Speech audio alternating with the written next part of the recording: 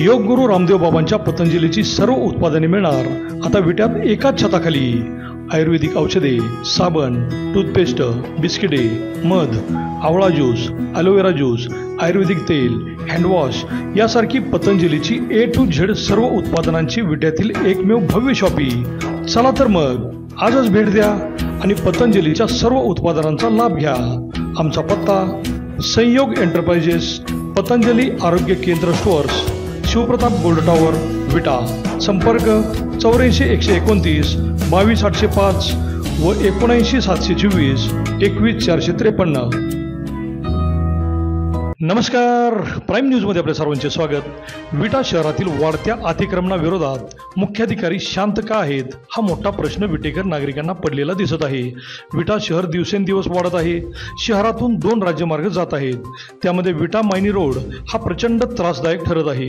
करोडो रुपये गुंतवणूक करून व्यापाऱ्यांनी व्यवसायासाठी गाळे घेतले आहेत आणि त्यांच्याच दुकान गाळ्यासमोर अनेक खाद्यपदार्थांचे स्टॉल लावून अतिक्रमण केलेल्या व्यावसायिकांनी विटा शहराचे वैभव बकाल करून टाकले असताना नगरपालिका व पोलीस प्रशासन गप्प का अशी चर्चा व्यापारी वर्गात होत आहे। मायनी रोडवरील खाद्यपदार्थांच्या गाड्यासमोर तर भर रस्त्यावरच वाहने लावली जात आहेत। दररोज वाहनधारकांना प्रचंड त्रास होत असताना सोमवारी आणि गुरुवारी बाजारच्या दिवशी अनेक वाहनधारक भर रस्त्यावरच बिनधास्तपणे वाहने उभी करून स्टॉलवरती अर्धा तास थांबत असल्याने अवजड वाहनधारक व सामान्य नागरिकांना प्रचंड त्रास होत आहे। विट्याचे बकाल स्वरूप होत असताना प्रशासन गप्प का त्यांच्याच आशीर्वादाने हे सर्व होत आहे असा प्रश्न विटेकरांना पडला आहे। सर्वांच्या डोळ्यादेखत हा भयानक प्रकार घडत असताना सगळेच गप्प कसे? स्टॉल धारकांना तिथून हलवा असाही सूर उमटत आहे। ऐन रस्त्यावर त्यांना परवानगी कशी दिली हा खरा प्रश्न पडतो।